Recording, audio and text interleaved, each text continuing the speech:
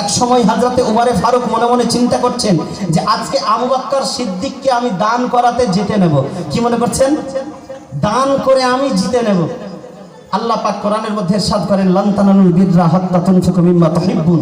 তোমরা যেটাকে বেশি পছন্দ করো সেখান থেকে আল্লাহর রাস্তায় খরচ করো।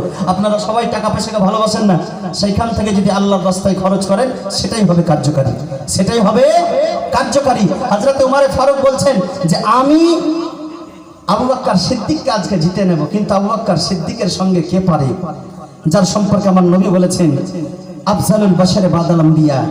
এমনি বলেনি নারে তাকবীর, নারে রিসালাত। একজন 1500 নারে তাকবীর, নারে রিসালাত। আরে যাও, আল্লাহর খাতায় তার নাম নোট হয়ে গেছে, খালি নাম নাম বলতে হবে না। যাও, নারে তাকবীর, নারে রিসালাত। আল্লাহ গো তুমি অন্তর্যামী, যে আশায় যে উদ্দেশ্য যে ভাই আমার দিয়েছে তার অন্তরকে তুমি ঈমানে আমলে পরিপূর্ণ করে দিও, তার বালা মুসিবতকে দূর করে দিও। সকলেই বলেন আল্লাহুম্মা আমিন। বেরাদারিন ইসলাম, আমি বলছিলাম যে হযরত আবু বকর সিদ্দিককে যেতেও মনে করে উমরে ফারুক চলে যাচ্ছেন। কি করেছেন জানেন? বাড়ির যত সাই সম্পত্তি আছে সবকিছু মালধনকে এক জায়গায় করে অর্ধেক করেছে, অর্ধেক বাড়িতে রেখেছে আর অর্ধেক পুটলি বেঁধে নিয়েছে ঘাড়ে করে। চল আজকে নবীর দরবারে আমি এই মালকে আল্লাহর রাস্তায় খরচ করে দেব, আল্লাহর রাস্তায় দান করে দেব। আর মনে মনে হাসছেন আজকে আবু বকর সিদ্দিককে আমি যেতে নেব। মুহাব্বতে বলেন সুবহানাল্লাহ।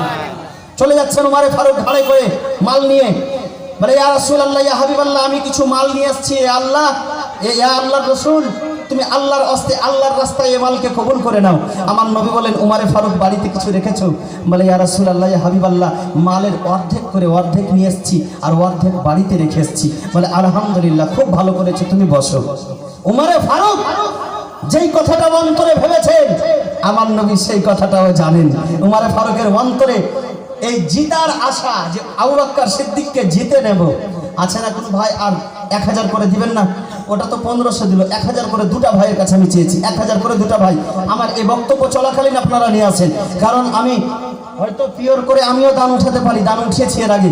কিন্তু আজকে যেহেতু শুধু জালসা শুনবো মনে করে আপনারা বসেছেন আমার কাছে, তার জন্য আমি শুধু জালসা শোনাচ্ছি। শুধু লাস্ট মোমেন্টে, লাস্টে যার শেষ ভালো তার সব ভালো, তার জন্য 2000 টাকা আপনাদের কাছে দুইটা ব্যক্তির কাছে আমি দাবি করেছি।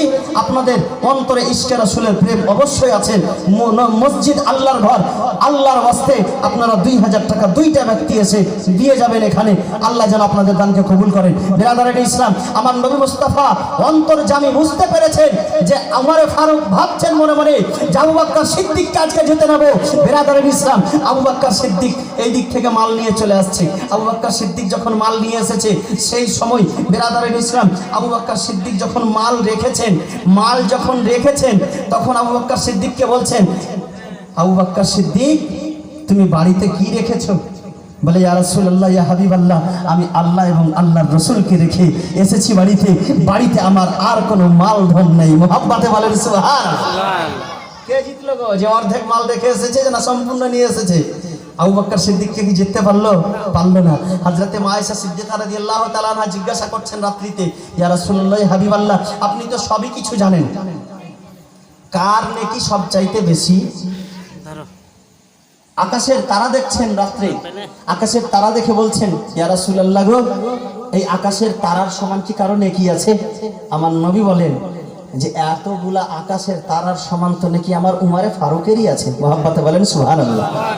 হযরতে আয়েশা সিদ্দিকা আবু বকর সিদ্দিকের মেয়ে মনে মনে ভাবলেন যে আমার বাবা সবচাইতে ভালো মানুষ, আমার বাবার নাকি কই গেল? বলে উমরে ফারুকের এতগুলা নাকি? মুখটা ভারী, মুখটা ছোট, মনটা ছোট, ছোট করেও জিজ্ঞাসা করছে, ইয়া রাসূলুল্লাহ, আমার বাবার নাকি কেমন? বলে তোমার বাবার কথা জিজ্ঞাসা করিও না, কারণ তোমার বাবার একটা নাকি আর উমর ফারুকের সারা জীবনের নাকি এক সমান। মুহাব্বতে বলেন সুবহানাল্লাহ, সুবহানাল্লাহ। আর আবু বকর সিদ্দিকের মুহাব্বতে নাই কোনো ভাই 2000 টাকা দিবেন না? 1000 করে। এত বড় মাহফিলে নাই গো বাবা, না দিতে পারবেন এখন পরে দিবেন, যে নগদ নাই বাকি লেখাবো, হাত উঠিয়ে দেন। দিয়ে দিবেন, আজ না হয় কাল পরশু, 1 মাসে দিবেন। মসজিদ আল্লাহর ঘর কাজ চলছে, আপনি দিবেন, আপনার টাকা জলে ডুববে না আর আগুনে উঠবে না, এটা আপনারা সকলেই জানেন। আমার নবী সাল্লাল্লাহু আলাইহি সাল্লাম বলেন আস-সাদকাতু তারাদ্দুদুল বালা, মসজিদের ঘরে আপনি দান করবেন। কোনো ফকিরকে যদি সাদকা করেন আপনার বালা মুসিবত চলে যায়। একটা ফকিরকে যদি আপনি দান করাতে, সাদকা করাতে যদি আপনার বালা মুসিবত সরে যায়, বিরাদারিন ইসলাম, মসজিদ আল্লাহর ঘরকে যখনই দিবেন আপনার বালা মুসিবত অবশ্যই দূরে যাবে। মনে হচ্ছে যে আমার সম্পত্তি গেল, কিন্তু আপনার সম্পত্তি নয়, সেটাই আল্লাহর দেওয়া জিনিস। বিরাদারিন ইসলাম, আল্লাহর দেওয়াই সব সম্পত্তি আপনারা পেয়েছেন। দিয়েছে ধন বুঝিতে মন, নিতে কতক্ষণ। আল্লাহ দিয়েছে, যদি ইচ্ছা করে মুহূর্তের মধ্যে আপনাকে ফকির বানিয়ে দিতে পারে। বিরাদারিন ইসলাম, চুপ করে বসে থাকিয়েন না। দুইটি ভাই আমার 1000 করে 2000 টাকার জন্য একটু হাত উঠান আল্লাহর ওয়াস্তে। দুটি ভাই, বেশি নয়, একটা ভাই করে হাত উঠান। 2000 টাকা চাইছি। একজন ভাই আমার দিয়ে পাঠিয়েছে 1500 টাকা, কিন্তু 1500 টাকা নয়, আমি 1000 করে চেয়েছি। আছে না এত বড় মাহফিলের মধ্যে কোনো আমার ভাই, কোনো আমার বাবাজি আমার? বিরাদারিন ইসলাম, আপনারা প্রশ্ন দুটা কি শুনবেন না? আলা হযরতের প্রশ্নটা শুনবেন না? সিদরাতুল মুনতাহায় নিয়ে গিয়ে আমি নবী মুস্তাফাকে রেখেছি, সেখানে প্রশ্ন হবে, উত্তর হবে। আবু হুরায়রা যে চ্যালেঞ্জ করেছে সারা বিশ্ব জগতের চাইতে আমার নবী মুস্তাফা ভালো, সেটা প্রমাণ করতে হবে আলা হযরতের প্রশ্ন দিয়ে। আপনারা শুনবেন না বাবু? শুনবেন তো? আপনারা সব দিয়ে পকেট খালি করে দিয়েছেন। 1 মাস ইনকাম করার পরে, 2 মাস ইনকাম করার পরে আপনি কি বলে যে ওই 10 টাকা করে রাখবেন, 1000 টাকা হয়ে যাবে। 10 টাকা করে বাড়িতে রাখবেন, 1000 টাকা হয়ে যাবে। দেওয়ার জন্য হাত উঠিয়ে দেন, 2 মাস পরে দিবেন। মসজিদের কমিটিকে লিখিয়ে দেন, এখানে নাম লিখছে, 2 মাস পরে 1000 করে টাকা দিবেন। 2 মাস পরে 1000 করে দিবেন, একজন করে ভাই। সুবহানাল্লাহ, এত কচলান করার পরে কেন হাত উঠালি রে বা? 1 বস্তা দিয়েছে, 1 বস্তা কেন, তুমি 5 বস্তা দাও। অবশ্যই আল্লাহ তোমাকে দান, তোমাকে ধন দিয়েছে বলেই দিতে পারলাম।